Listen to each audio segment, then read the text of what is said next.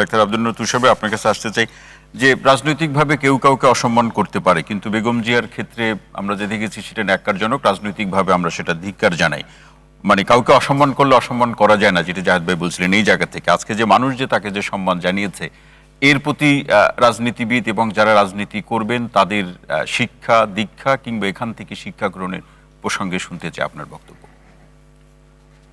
বাংলাদেশে অসম্মানের যে রাজনীতি, এই সংস্কৃতি ছিল না।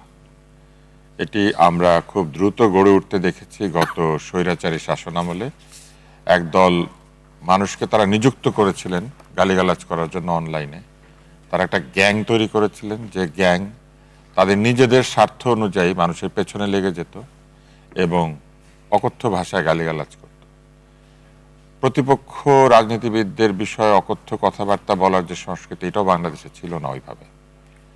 রাজনৈতিকভাবে কাউকে অসম্মান করা যায় না আসলে, কেননা রাজনীতিবিদ আপনার প্রতিপক্ষ হলেও তিনি আপনার সহকর্মী, কেননা তারা প্রত্যেকে একই রাজনীতির মাঠে রাজনীতি করেন এবং তারা বাংলাদেশের ভালো চান বলে তারা ভিন্ন ভিন্ন দলে থাকেন, কিছু কিছু নীতিতে পার্থক্য থাকে বলে।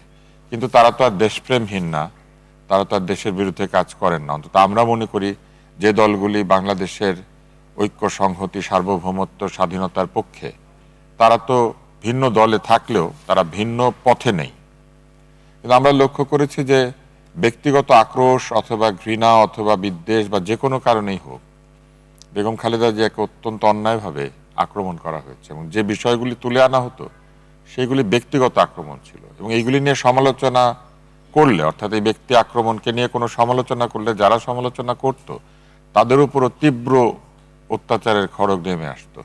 আমাদের মতো অনেকেই এর বাইরে ছিলাম না।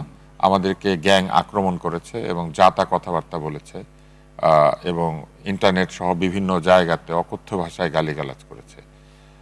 এই যে সংস্কৃতি চালু হলো, সেই সংস্কৃতি থেকে বাংলাদেশ কিন্তু এখনো বের হয়ে আসতে পারে নাই। কিন্তু বাংলাদেশের মানুষ আজকে তার এই বিদায়ের সময় এইভাবে সমবেত হয়ে প্রমাণ করে দিয়েছে যে প্রকৃত অর্থে মানুষের চাওয়া হচ্ছে শিষ্টাচার, মানুষের চাওয়া হচ্ছে ভালো ব্যবহার, মানুষের চাওয়া হচ্ছে আমাদের নেতা নেত্রীরা অভিজাত আচরণ করবেন, টাকা পয়সার দিক থেকে অভিজাত নন, বরং তাদের ব্যবহারের দিক থেকে তারা আচরণ করবেন। যেটাকে আমি ছোটবেলায় আমাদের পাঠ্যপুস্তকে পড়েছিলাম যে মানুষ শরীফ হয় আচরণে, আশরাফ আত্রাফ আসলে বংশ দিয়ে হয় না, জি, আশরাফ আত্রাফ আসলে আচরণের মধ্যে দিয়ে হয়।